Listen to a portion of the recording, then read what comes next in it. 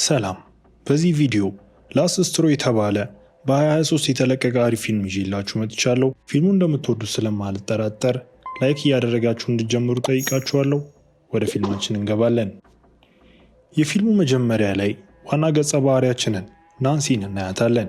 እሷም እርጉዝ መሆኗን ያወቀች ሴት ናት። አሁን ከቅርብ ጓደኛዋ ታቢታ ጋር ነች እና በጭንቀት እርጉዝ መሆኗንም ትገልጽላታለች። ታቢታ የልጇ አባት ማን እንደሆነ ስትጠይቃት ናንሲ እንደማታውቅም ትናገራለች። በቅርቡ ከብዙ ወንዶች ጋርም ስለተኛች በእርግጠኝነት መናገር አይቻልም። ናንሲ ቀን ቀን ሬስቶራንት ውስጥ ስለምትሰራ በፍጥነት ወደ ስራ ትሄዳለች። በሙዚቃ ተመስጣ እያሽከረከረች ሳለ በድንገት መኪናዋ ይበላሻል። በመንገዱ ዳር መኪናዋ ቆሞ በእግር መሄድ ካልሆነ ሌላ አማራጭ የላትም። በምትሄድበት መንገድ ላይ ወደ ስራው ላለመዘግየት ሁልጊዜ በብስክሌቱ የሚሄደውን የሥራ ባልደረባዋን ቦቢን ታገኘዋለች። ናንሲ በቦቢ ብስክሌት ላይ ትወጣለች እና ወደ ሬስቶራንቱ በፍጥነት ይሄዳሉ። ሲደርሱ ናንሲ በቀጥታ ወደ ሬስቶራንቱ ባለቤት ቢሮ ትሄዳለች። ግን እዚህ ላይ ለየት የሚያደርገው ነገር የሬስቶራንቱ ባለቤት ብቻ ሳይሆን እሱ አባቷም ነው። ናንሲ ወደ ሬስቶራንት አስተዳዳሪነት ተቀይራለች እና አባቷ ይህ ምን ማለት እንደሆነ ለማስታወስ ጊዜ አያባክንም። አሁን የሥራ ባልደረቦቿ ስለሚመለከቷት የበለጠ ተግሳጽና ኃላፊነት ሊኖራት ይገባል። በአጋጣሚ አባቷ ከሰዓት በኋላ ቀጠሮ አለው። የናንሲ እናት ከዓመታት በፊት ሞታለች እና ከረዥም ጊዜ በኋላ እንደገና የፍቅር ጓደኛ ማግኘት ጊዜው እንደደረሰ ይሰማዋል። እሱ ስለሚወጣ ናንሲ እስከ ማታ እንድትቆይና የመዝጊያውን ሥራ እንድትይዝም ይጠይቃታል። በኋላ ማታ ስታጸዳዳ ናንሲ በደንበኛ ሰዓት ላይ የቀረ ምግብ ታያለች እና በድንገት ትታመማለች። ከዛም ወደ ኋላ ሄዳ ማስተዋወቅ ትጀምራለች። የሬስቶራንቱ ሼፍና የአባቷ ታማኝ የቀኝ እጅ የሆነው ጄክ በአቅራቢያው አለ። ናንሲን በጥንቃቄ ይመለከታታል። እሱም የሆነ ነገር እንዳለ ይጠረጥራል። እርጉዝ እንደሆነችም ይገምታል። አባቷ ሲመጣና ስታስታውቅ ሲያይ ጄክ በፍጥነት የበሰበሰ ስጋ ሸቷት ነው ብሎም ይሸፍንላታል። አባቷ ምንም ነገር አይጠረጥርም። አባቷ ከሄደ በኋላ ናንሲ መስራቷን ትቀጥላለች። ከጥቂት ጊዜ በኋላ ደግ የሆነው ግን የአእምሮ እክል ያለበት ሰራተኛ ፒተር በድንገት ወለሉ ላይ ውሃ ያፈሳል። ናንሲ ትረዳዋለች እናም አትናደድም። ነገር ግን ነገሮች ይቀየራሉ።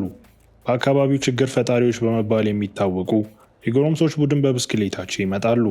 እዚህ ለመብላት ሳይሆን ሁከት ለመፍጠርም መጥተዋል። ማንኛውንም ችግር ስለማትፈልግ ናንሲ ወዲያውኑ ወደ ውጭ ወጥታ እንዲሄዱ ታደርጋለች።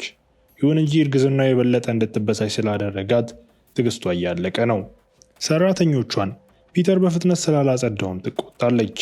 ነገር ግን ነገሮች እየባሱ ይሄዳሉ። ታዳጊዎቹ ተመልሰው ይመጣሉ። በዚህ ጊዜ ጭንብል አድርገዋል።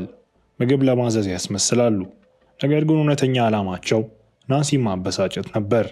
ተበሳጭታ እንዲወጡም ትጮህባቸዋለች። ልጆቹ ግን ይስቃሉ። ናንሲ ፖሊስ ጋር እንደምትደውል ስታስፈራራ ከመካከላቸው አንዱ ፈገግ ብሎ በ10 ደቂቃ ውስጥ እንደሚመለሱም ይሳለቅባታል። በጣም የተናደደችውና ድጋፍ እንደሌላት የተሰማት ናንሲ በችግር ፈጣሪዎች ላይ ብቻ ሳይሆን በራሷ ሰራተኞች ላይም ትጮኻለች። ቦቢን፣ ፒተርንና ጄክን እንኳን ዝም ብለው ስለቆሙና ምንም ስላላደረጉ ትቆጣቸዋለች። የሬስቶራንቱ ከፍተኛ ሰራተኛ የሆነው ጄክ ለማረጋጋት ይሞክራል። ልጆቹ እየቀለዱ እንደነበርና እሷ እንዳጋነነችውም ይናገራል። ነገር ግን ናንሲ ለማዳመጥ ስሜት ውስጥ አይደለችም። ሳታስብ ጄክን ከስራው ታባርሯለች። ሁሉም ይደነግጣሉ። ጄክ እንኳን ደንግጧል። የአባቷ በጣም ታማኝ ሰራተኛና የሬስቶራንቱ ዋና ሼፍ ቢሆንም እንዲህ በቀላሉ ተባሯል። ጄክ በፍጥነት ይቅርታ ጠይቆ ይህ ስራ በጣም እንደሚያስፈልገው ይገልጻል። የሚከፍላቸው ሂሳቦች፣ ኢንሹራንስና ብዙ ችግሮች አሉበት። ነገር ግን ናንሲ ምንም አትመለስም። በውሳኔዋ ጸንታ እንዲሄድም ታዘዋለች። ጄክን ካባረረች በኋላ ፊቷን ታጥባ ለመረጋጋት ትሞክራለች። ቦቢ በጥሩ ሐሳብ ላያት ይመጣል። ነገር ግን ለእሷ እንደሚያስብ እንዳያሳይ ትጮህበታለች። ብቻዋን ትቀራለች። አባቷ ጋር ደውላ ጄክን እንዳባረረችም ትነግረዋለች እና እሱ በጣም ይደነግጣል። እንዲህ ያለ ያልታሰበ ውሳኔ በማድረጓም ይቆጣታል። አዎ ምግባቸው ለማብሰል በጣም ከባድ አይደለም እና እሷ ማብሰል ትችል ነበር። ነገር ግን ጄክን መተካት ቀላል አይሆንም። ሬስቶራንቱ በፋይናንስ እየታገለ ባለበት ሁኔታ እንደዚህ አይነት ስህተቶችን ማድረግ አንችልም ይላታል። ናንሲ ቀድማ መዝጋት ትችል ነበር። ነገር ግን የዘገዩ ሂሳቦች እየተከመሩ ስለነበር እስከ ጠዋት ድረስ ክፍት አድርጋ ከመቆየት ውጪ ሌላ አማራጭ አልነበራትም። ባዶ በሆነው ሬስቶራንት ውስጥ ብቻዋን ሆና ጭንቀቷን ለማስወገድ ትሞክራለች። ሙዚቃ ትጫወታለች፣ ታጸዳለች እና ለደስታ የዲስኮ መብራቶችን እያበራችም ትጨፍራለች። ነገር ግን አንድ ነገር አይኗን ይስባል። በጎዳና መብራቶች ስር ተደብቀው የቆሙት የታዳጊዎች ብስክሌቶች ናቸው። ይህ ማለት ተመልሰዋል ማለት ነው። ናንሲ ድምፅ ማጉያውን ይዛ ፖሊስ ጋር እንደምትደውልም ታስጠነቅቃለች። ነገር ግን ከመመለስ ይልቅ ጭንብል ያደረጉት ታዳጊዎች ይስቃሉ። ከዚያም የሬስቶራንቱን መስኮቶች በቡጢ መምታት ይጀምራሉ። ናንሲ ትደነግጣለች እና በዚህ ጊዜ በእርግጥ ፖሊስ ጋር ተደውላለች። ነገር ግን ምላሹ ያሰበችው አልነበረም። ሁሉም ፖሊሶች በአሁኑ ጊዜ በሌላ ቦታ በነፍስ ግድያ ጉዳይ ተይዟል። ወደ እሷ ሰው ከመላካቸው በፊትም የተወሰነ ጊዜ ሊወስድ ይችላል እና አንድ ፖሊስ ብቻም ይላካል። ሌላ አማራጭ ስለሌላት ናንሲ ብቻዋን መቋቋም አለባት። ጭንብል ያደረጉት ታዳጊዎች ሬስቶራንቱን እንደ ጥንብ አንሳ ሲዞሩ ትመለከታለች። ከዚያም ሽብር ይጀምራሉ። በኩሽና ውስጥ ተደብቃ ስልኳን ስትፈልግ ናንሲ በድንገት የፖሊስ ሳይረን ትሰማለች። እፎይታ ይሰማታል። እርዳታ በመጨረሻ ደርሶላታል። የፖሊስ መኮንኑ ከመኪናው ወጥቶ አካባቢውን መዞር ይጀምራል። የተከፈተ የውሃ ቧንቧ ያስተውልና ይዘጋዋል። ወደ ዋና መስሪያ ቤቱ መልሶ ሲዘግብ ሁሉም ነገር በቁጥጥር ስር ያለ ይመስላል ብሎም ያረጋግጣል። ናንሲ በፍጥነት ጭንብል ያደረጉት ታዳጊዎች እያስፈራሯት እንደሆነ ትገልጻለች። ነገር ግን ይህን እንደገለጸች የፖሊሱ ፊት ይለወጣል። እነዚህ ልጆች ከዚህ በፊት አይቷቸዋል። ከመጣበት አስከፊ የነፍስ ግድያ ጉዳይ ጋርም ተሳትፈዋል። እውነታው ናንሲንም ያስደነግጣታል። መኮንኑ እሷን ላለማስደንገጥ እየሞከረ ከወንጀሉ ቦታ እንደመጣም አምኗል። አሁን እሷን የሚያሸብሩት ተመሳሳይ ጭንብል ያደረጉ ሰዎች በጣም የከፋ ነገር ፈጽመዋል። ከዚህ በላይ ከመናገሩ በፊት ጭንብል ያደረገ ታዳጊ በፍጥነት ገብቶ ፖሊሱን በአሰቃቂ ሁኔታ ይገድለዋል። ናንሲ ምላሽ ለመስጠት ጊዜ አይኖራትም። ወደ ማከማቻ ክፍል ሮጣ ተደብቃ ትንፋሿ እየተቆራረጠ ልቧ እየመታ ነው። ያኔ ቦቢ ብቅ ይላል። ሳታስበው ይዛው ወደ ኩሽናው ትጎትተዋለች። ሁለቱም ከእይታ ለመራቅም ይሞክራሉ። ነገር ግን በጣም ዘግይቷል። ታዳጊዎቹም ያገኟቸዋል። ናንሲና ቦቢ ታስረው እርስ በእርሳቸው ተቀምጠው እንዲተያዩ ይገደዳሉ። አጥቂዎቹ ሊፍታቱባቸው እንዲሳሳቡ በማድረግም ይጫወቱባቸዋል። ናንሲ ትታገላለች። ለመሸነፍ ፈቃደኛ አይደለችም። ተናደው ጭንብል ያደረጉት ሰዎች ወደ ሬስቶራንቱ ጀርባ ይጎትቷታል። ነገር ግን በቀላሉ ልትሸነፍ አትችልም። በተስፋ መቁረጥ ስትታገል ነፃ ወጥታ ቢላዋ ይዛ ከአጥቂዎቹ አንዱንም ትወጋለች። ቢላዋውን ይዛ ከሬስቶራንቱም ትሸሻለች። ከታዳጊዎቹ አንዱ እያሳደዳት ነው። ናንሲ በጥንቃቄ ወደ ኋላ እየተንቀሳቀሰች ቢላዋውን አጥብቃ ትይዛለች።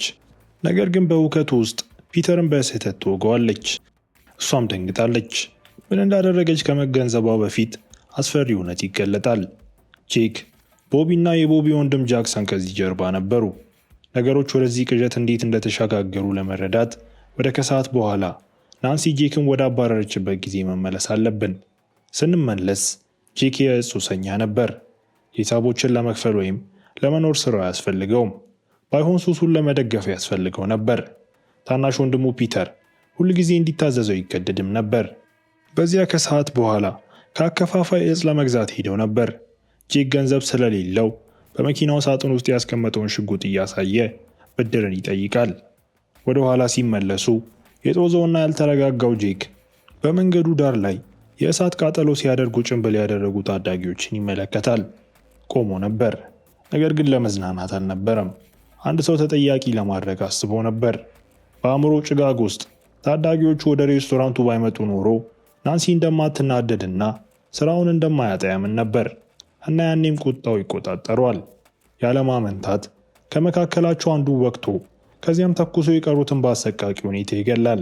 በጣም የሚያሳዝነው ክፍል ምንም የማያውቀው በዚህ ውስጥ መሳተፍ ያልፈለገው ፒተር እንዲሳተፍ ተገዷል እና አሁን እውነተኛው ቅዠት ገና እየጀመረ ነው። ታዳጊዎቹን ከገደሉ በኋላ ጄክ እና ፒተር ጭንብሎችን በመኪናቸው ውስጥ ይጭናሉ። ከዚያም ጄክ ፒተርን ወደ ሬስቶራንቱ እንዲሄድ ያዘዋል። እሱ ራሱ ወደ ቦቢ እና ጃክሰን ቤትም ይሄዳል። ጄክ ሲደርስ አሁንም እየተናደደ በዚያን ቀን ስለ ናንሲ አስጨናቂ ባህሪ ይናገራል። በቁጣ ተሞልቶ ጭንብል ለብሰው ናንሲን እንዲያስፈራሯት ሀሳብ ያመጣል። ቦቢ እና ጃክሰን ሁል ጊዜ ለትርምስ ዝግጁ ስለነበሩ ወዲያውኑ ይስማማሉ። ቦቢ ጭንብሎች ከየት እንደመጡ በአጭሩ ይጠይቃል። ጄክ ሚስጥሩን ጠብቆ በአቅራቢያው ካሉ ታዳጊዎች እንደተዋሳቸውም ይመልስለታል። ቦቢ ምንም የሚያስጨንቅ ነገር እንደሌለም ያረጋግጥለታል። ይህ በእንዲህ እንዳለ ፒተር ቀድሞውኑ ሬስቶራንቱ ደርሷል። ነገር ግን ወደ ውስጥ ሲገባ እጆቹን ያስተውላል። ቀደም ሲል በነበረው አስፈሪ ክስተት በደም ተሸፍነዋል። ደንግጦ ወደ ኋላ ሄዶ የፖሊስ መኮንኑ በኋላ ያስተዋለውን ተመሳሳይ የውሃ ቧንቧ ላይም እጆቹን ታጥቧል። ብዙም ሳይቆይ ጄክ፣ ቦቢ እና ጃክሰን ሬስቶራንቱ ደርሰው ሽብራቸውን ይጀምራሉ። መስኮቶችን መምታት፣ በጥላ ውስጥ መደበቅና ናንሲን ለማስፈራራት የሚችሉትን ሁሉ ማድረግን ያካትታል። ቀደም ሲል እንዳየነው እቅዳቸው ተሳክቶላቸዋል። ነገር ግን ከዚያ የፖሊስ መኮንኑ ብቅ ይላል። ናንሲና መኮንኑ ስለ ነፍስ ግድያ ጉዳይ ሲወያዩ ወዲያውኑ ቡድኑ ተበታትኖ ይደበቃል። ጄክ እንዳይጋለጥ በመፍራት ከኋላው ተንሸራቶ ፖሊሱንም መጥቶታል። ናንሲ በፍርሃት በማከማቻ ክፍል ውስጥ የተደበቀችው ያኔ ነበር። ቦቢ ይህ ሁሉ ሲገለጥ እያየ የጥፋተኝነት ስሜት ይሰማ ይጀምራል። ከሌሎቹ በተለየ ይህን ያህል ርቀት ይሄዳሉ ብሎ አልጠበቀም። በቅጽበት ውሳኔ ጭንብሉን አውልቆ ናንሲን ለመርዳት እንደመጣ አስመስሎ ነበር። ነገር ግን ያኔ ሁሉም ነገር ከቁጥጥር ውጪ ነበር። ከዚያም አሳዛኝ ጊዜ ይመጣል። ናንሲ በፍርሃትና በድንጋጤ ውስጥ ፒተርን በስህተት ትወገዋለች። ምስኪኑ ፒተር በዚህ ውስጥ መሳተፍ አልነበረበትም። በራስ ወዳድ ወንድሙ ጄክ ምክንያት ወደ ቅዠቱ ተጎትቷል። ነገር ግን ናንሲ ሙሉ በሙሉ ንጹህ አልነበረችም። ነገሮችን በተለየ መንገድ ብታስተናግድ፣ ጄክን በእንደዚህ አይነት ግዴለሽነት ስልጣን ባታባረረው ኖሮ ምናልባት ይህ ሁሉ ባልተከሰተ ነበር። ፒተር እየደማ ሳለ ጄክ ጃክሰን ናንሲን እንዲጠብቅ ያዘዋል። እሱና ቦቢ ፒተርን ወደ ውስጥ ወስደው ቁስሉን ለማከም ይሞክራሉ። ነገር ግን ጃክሰን ለአንድ አፍታ ጥንቃቄውን ሲያቆም ናንሲ እድሉን ትመለከታለች። ወደ ሬስቶራንቱ ጀርባ ሮጣ የበሰበሰ ስጋ ከረጢት ላይ ትሰናከላለች እና ያኔ አንድ ሀሳብ ወደ አይምሮዋ ይመጣል። ይህ በእንዲህ እንዳለ በውስጥ ጄክ የፒተርን ደም መፍሰስ ለማስቆም በከፍተኛ ሁኔታ እየሞከረ ነበር። ቦቢ ነገሮች ከቁጥጥር ውጭ እንደሆኑ ተገንዝቦ የፖሊስ መኮንኑን የመኪና ቁልፎች በድብቅ ይይዛል። መውጫ መንገድም ያስፈልገው ነበር። በዚያ ቅጽበት ናንሲ አባቷ አሁንም በቀጠሮ ላይ ያለ ጄክን ስለመባረሩ ለመወያየት ደጋግሞ ይደውልልን ነበር። የናንሲ ስሜታዊ ውሳኔ ቢሆንም አባቷ ጄክን ለማባረር በጭራሽ አስቦ አያውቅም። ነገሮችን ሊወያይ ምናልባት ጄክንም እንዲቆይ ሊጠይቆ ፈልጎ ነበር። ነገር ግን በጣም ዘግይቷል። ጄክ በጣም ርቆ ሄዶ ነበር እና በተጨማሪም ስልኩ በመኪና ውስጥ መልስ ሳይስት ተቀምጦ ነበር። ናንሲ ከጃክሰን ጋር በውጥረት የተሞላ ማሳደድ ውስጥ ትገባለች። ጥቃቶቹን በጠባብ ሁኔታም እየሸሸች ነበር። በተስፋ መቁረጥ የፈላ ዘይት ትወረውርበታለች። ወደ ኋላ እንዲሄድም አስገድደዋለች። በመጨረሻም ለመትረፍ ሕይወቱን ማጥፋት ነበረባት። አይኖቿ በደም የተጨማለቀው ወለል እየቃኙ በከባድ ትንፋሽ በጠረጴዛ ስር ትደበቃለች። ያኔ ቦቢ በደም ተሸፍኖ እንቅስቃሴ አልባ ሆኖ ተኝቶ ታየዋለች። ከጄክ ጋር ተዋግቶ ነበር፣ ነገር ግን በግልጽ ተሸንፏል። በዚያ ቅጽበት ታቢታ ቀደም ሲል ለናንሲ ጥሪ ምላሽ ሰጥታ ትደርሳለች። ነገር ግን በሬስቶራንቱ ውስጥ ያለውን እልቂት እንዳየች ትደነግጣለች እና ናንሲን ብቻዋን ትታትም ትሸሻለች። የታቢታ ማምለጥ ችላ ብሎ ጄክ ወደ ማከማቻ ክፍል ወደ ሮጠችው ናንሲ ላይ ያተኩራል። ፀሐይ መውጣት ጀምራ ነበር። ናንሲ ለመዳን ተስፋ በሌለው ሁኔታ ስትሮጥም እናያታለን። ነገር ግን ጄክ ፈጣን ነበር። ከኋላዋ ወቅቷት ወደ ሬስቶራንቱ ይጎትታታል። እርጉዝ መሆኗንም አያውቅም ነበር። ሳያመነታ ቢላዋውን ሆዷ ውስጥ ይከቷል እና ሞታለች ብሎ በማሰብም እዚያው ይተዋታል። ግን ተሳስቷል። ናንሲ ቀስ በቀስ አይኖቿን ትከፍታለች እና አሁንም በሕይወት አለች። ቀደም ሲል በሆዷ ላይ የተቀለለችው የበሰበሰ ስጋ አብዛኛውን ተጽዕኖ ተቋቁሞ ገዳይ ቁስል እንዳይፈጠር አድርጓል። ጄክ ተታሏል። እየተንገዳገደች ተነስታ ቦቢን በሕይወት ለመቆየት እየታገለ ትመለከተዋለች እና ያኔ በመጨረሻ እውነቱንም ታምናለች። የምትሸከመው ሕፃን የእሱ ነበር። በአንድ ፓርቲ ላይ በስካር የተፈጠረ ውጤት ነው። የሚባክን ጊዜ ስለሌለ ናንሲ የፖሊስ መኪና ቁልፎቹን ይዛ ወደ ጄክ ቤት ትሄዳለች። ይህንንም ማጠናቀቅ ነበረባት። ብዙ ጥረት ሳታደርግ ጄክን ከኋላው በማጥቃትና ሽብሩን ለአንዴና ለመጨረሻ ጊዜ እንዲቆም ትገላግለዋለች። ደማ በመፍሰሱ ደክሟት ወደ ሬስቶራንቱ እየተንገዳገደች ትሄዳለች። ከደቂቃዎች በኋላ አባቷ ይደርሳል። ከፊቱ ያለውን አስፈሪ ትዕይንት እየተመለከተም ተደናግጧል። እንደተፈጠረ ሲጠይቃት ድምፁም እየተንቀጠቀጠ ነበር። ታሪኩም እዚህ ጋር ይጠናቀቃል። ይህን ፊልም እንዴት አያችሁት? ሀሳብና አስተያየት ካላችሁ ኮመንት ላይ አስቀምጡልኝ። በቀጣይ ቪዲዮ እስክንገናኝ መልካም ጊዜ